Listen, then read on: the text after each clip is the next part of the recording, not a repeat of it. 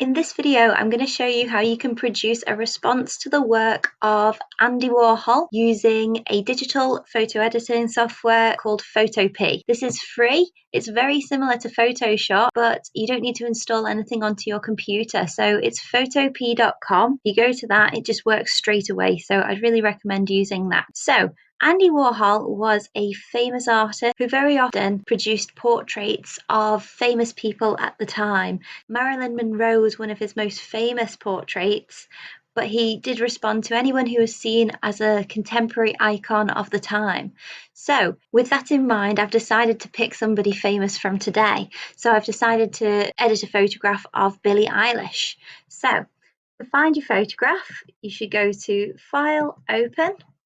My image is on my downloads at the moment. I'm just going to double click on that, and there's my photograph of Billie Eilish. And you can see I have a new layer here called background with Billie Eilish on it. I want to separate Billie from the background, which in this case is quite plain, but I think we still need to get rid of it. So I'm going to go to the quick selection tool by holding down on this tool here and selecting quick selection. And I am going to highlight Billie Eilish.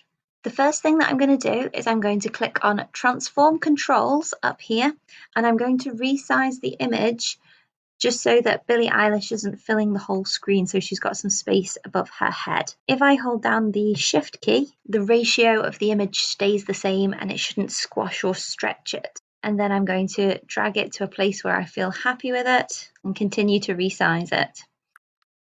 If you're happy with that, then you can click the tick. And if you're not, then you can click the cross, but I am happy with it. And I'm going to click enter. Now I'm going to do the quick selection tool. So along the side here, I'm going to hold this down and get to quick selection. And I'm going to highlight Billie Eilish's face. So if I drag over certain areas, you can see certain things get highlighted. Because she's quite a similar colour to the background, it's highlighted some of the background as well. So if there's any bits that you don't want to select, click down the Alt key and it should help you to sort of remove those areas. Right, I'm happy with that. So now I need to simplify the image by rasterizing it. So you do this by over here on the Layers tab. If you right click on it, you're going to convert to Smart Object. And then I'm going to right click again and rasterize this. This just simplifies and flattens the image so it's easier to work with. The next thing that I'm going to do is I'm going to go to the Layers tab at the bottom and I'm going to create a layer mask.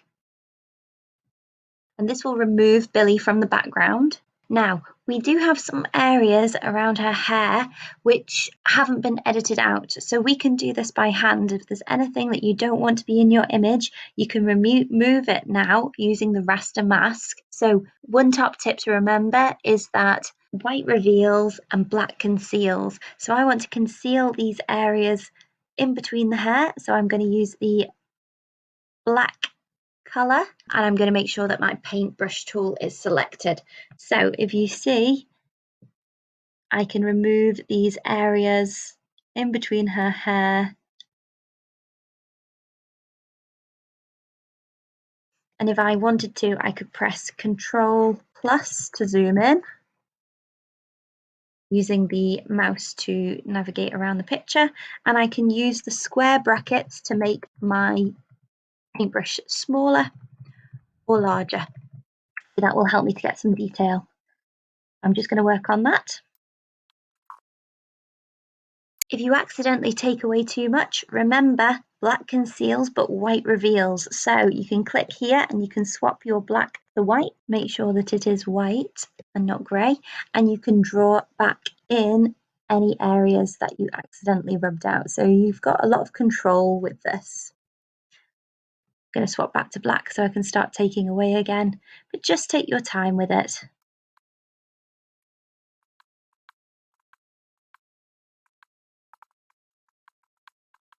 It's not got to be perfect though. Andy Warhol's work was always quite expressive, and the screen printing technique that he used meant that his work was quite imperfect, but that's part of the quality of his work. So if you're really responding to his work, that could be something that you mention. So again, on the right, now we need to make sure that the main layer is selected. And we're going to go to Image Adjustments, and we're going to click on Threshold. This will make your image black and white, and we are going to use the slider to try and show as many details as we can without going too far. So this would be too far, and that would be too far. We want somewhere in here, so I'm going to leave it there. So click OK. And if there's anything that you're really not happy with, then you could go back in with the paintbrush tool and you could make some changes, but I'm happy with that. So now what we're going to do is we're going to create a new layer. So again, we can click down here for the new layer, and we're going to select that layer and drag it underneath the image that we would like to edit. And then we're going to make that background white. So I'm going to swap these colors over so that it is white, and I am going to select the paint bucket tool. And I'm going to make sure that that background layer is selected, and I am going to fill it with white.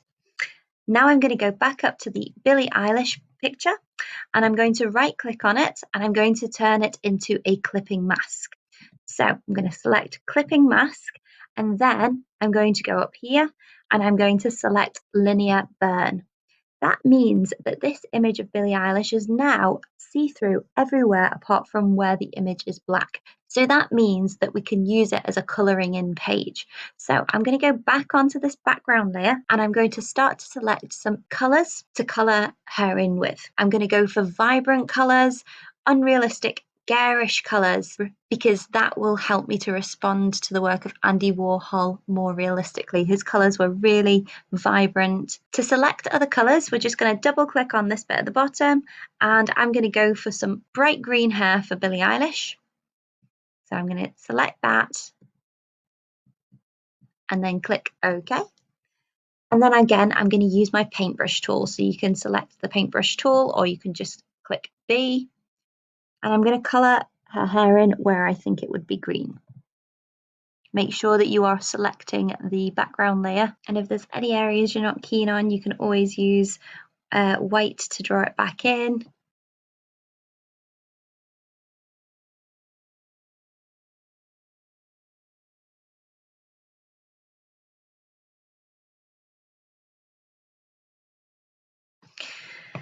Now, say if there's a colour that you want to get back, rather than searching for it, because you'll never get it exactly the same, you can use the eyedropper tool. So you can either press I, or you can go to the side and select the eyedropper tool. I want to select this pink colour because there are some other areas that I need to fill with it.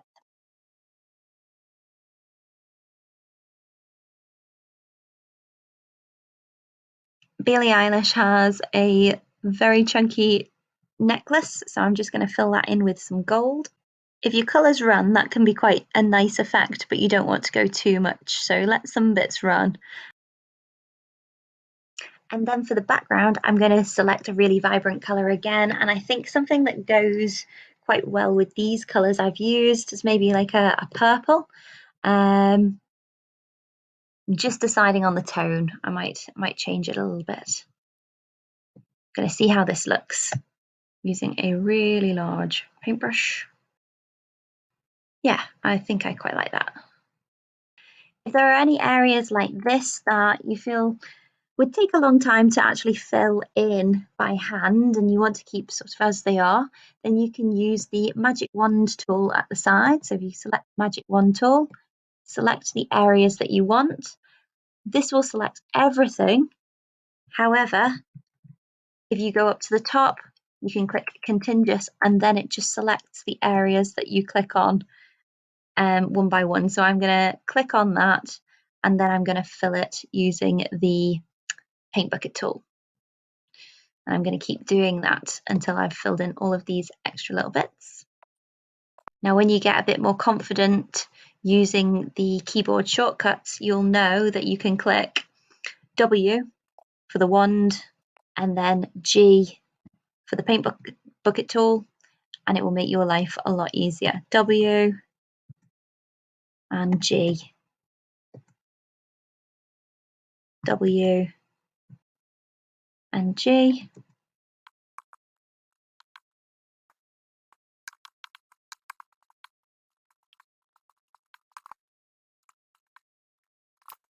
And if you're not keen on that colour, you could change it. So again, I'm going to use the Magic Wand tool, and I'm going to select this purple, and I'm going to deselect contiguous so that it selects anything that is that colour in the image.